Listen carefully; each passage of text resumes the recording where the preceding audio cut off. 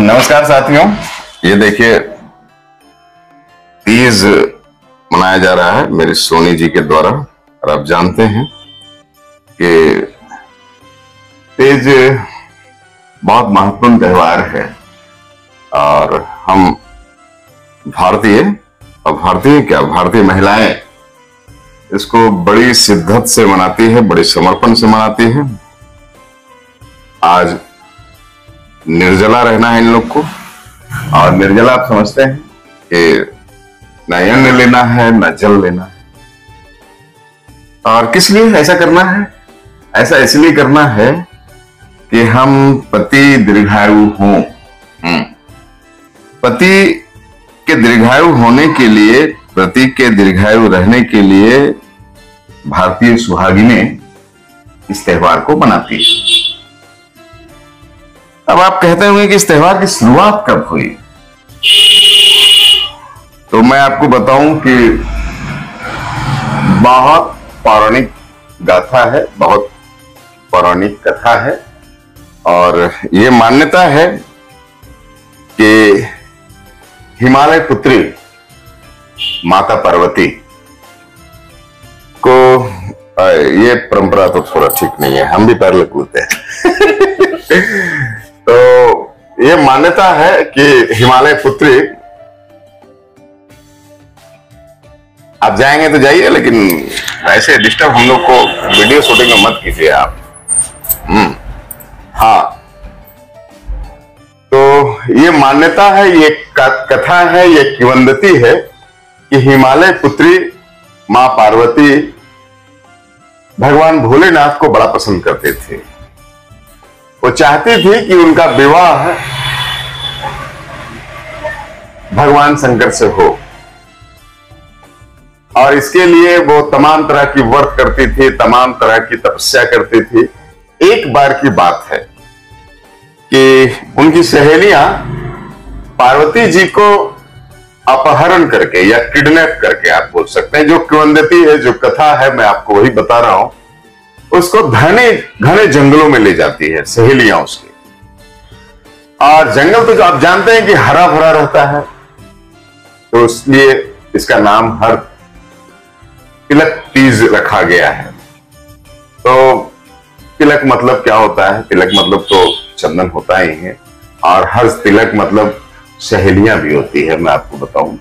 तो जो हिमालय जी जो थे, पार्वती के जो पिता थे, वो ये चाहते थे कि हमारी बच्ची की शादी किसी रईस पुरुष से हो, भगवान शंकर से क्यों हो? वैसा बैल में चलते हैं, कुछ पहनते ओढ़ते हैं नहीं, और अवधर रहते हैं, भांग धतूरा के साथ रहते हैं। तो वो नहीं चाहते थे कि हमारी पुत्री का विवाह ऐसे व्यक्ति के साथ हो, तो भगवान विष्णु को पसंद करते थे, जो कथा है। लेकिन पार्वती माँ जो थी वो भगवान शंकर को पसंद करती थी। तो जब सहेलियां उसको किडनैप करके घने जंगलों में ले गई और छोड़ दी, तो मां पार्वती मिट्टी से भगवान की शंकर की प्रतिमा बना करके और फिर तपस्या में लीन हो।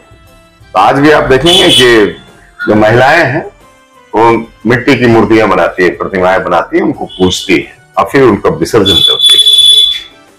इस दिन काशी फूलों का भी बड़ा महत्व है, बहुत सारे फलों का महत्व है। वो इसलिए है कि हमारे जो पौराणिक चीजें हैं, वो मैंने आपको कई बार बताया है कि वो आध्यात्मिकता के साथ साथ वैज्ञानिकता की भी पूट लिए हुए रहता है। उसमें वैज्ञानिक दृष्टिकोण रहता है कि हम और हमारे आने वाली संतति ये जाने उन पौधों के बारे में, उन फूलों के बारे में जो धरा ने, जो प्रकृति ने हमें दे रखा है, और उसके क्या महत्व है जीवन में, वो कितना उपयोगी है हमारे लिए, उसको जानने के लिए तमाम तरह के फूल पौधों का इसमें क्या मतलब, तमाम तरह के जो व्रत और त्योहार है हमारे हिंदुस्तान में, उसमें इन चीजों को जोड़ा गया है, समाहित किया गया, ताकि हम नदियों को जाने, हम तालाबों को जाने, हम नदियों के महत्व को जाने, हम तालाबों के महत्व को जाने, हम प्राकृतिक संरक्षण के महत्व को जाने और प्राकृतिक की पूजा करें। क्योंकि प्रकृति है तो हम हैं। नदियां नहीं रहेगी, पेड़ पौधे नहीं रहेंगे, जल नहीं रहेंगे, तो मानव भला कैसे रह सकता है? इसलिए मैं तो कहता हूं कि पूरे ब्रह्मांड में कुछ खोजने की आवश्यकता नहीं है। पृथ्वी ने इतना दे रखा है, अगर इसी को जान जाए इसी को संवार लें तो मैं समझता हूं कि सारी जो विकास की गाथाएं हैं हम वहीं से लिख सकते हैं। और सबसे पहली बात है तो कि हम खुद को जान लें। तो चलिए, ये हज तिलक व्रत जो है तीज का, मैं इसके बारे में बता रहा था। और हम आप सोनी जी से पूछते हैं कि क्या तैयारी है इनकी, कब से तैयारी कर रही हैं आप? कल से तैयारी कर रही हैं? परसों से। परसों से क्या हुआ? परसों से साफ सफाई, कल घर का साफ सफाई। अच्छा, कल नहाए खाए था, जिसको संजत भी लोग बोलते हैं। जो संजत बोलते हैं, बिना लहसुन प्याज का खाना बनता है। अच्छा, खाना बनता है लेकिन बगैर लहसुन का? अच्छा, बगैर लहसुन प्याज का बनता है।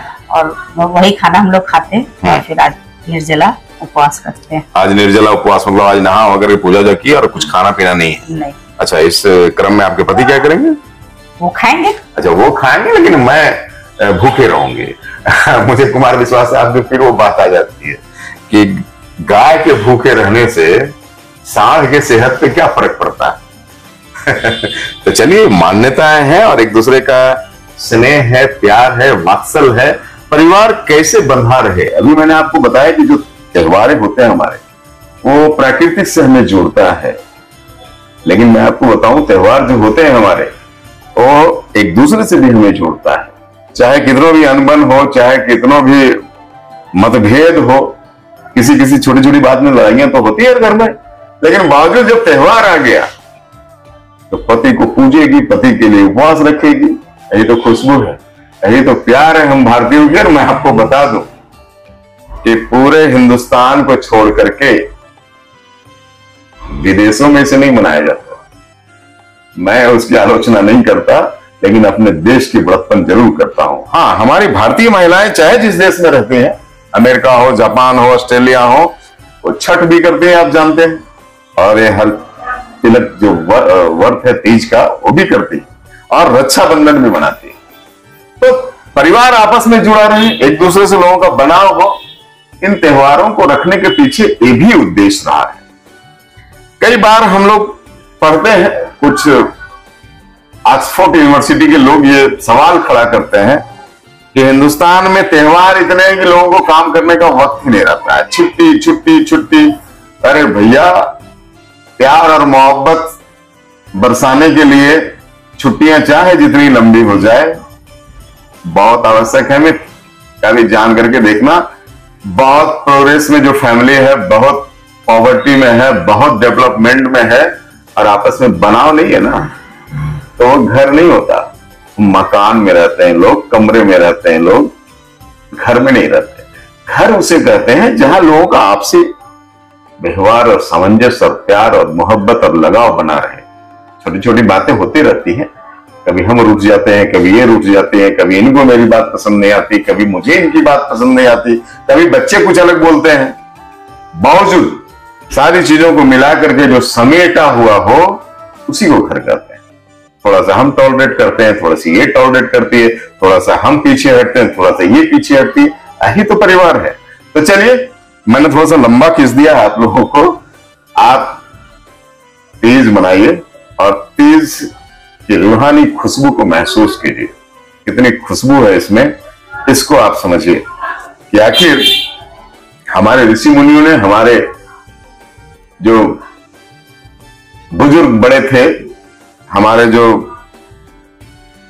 लोग थे, वो इन चीजों को आखिर कैसे प्रतिपादित किया, कैसे सोच करके इन चीजों को लागू किया कि जीवन आगे खुशनुमा बना रहे, जीवन में ऐसे ही फूल खिलते रहे।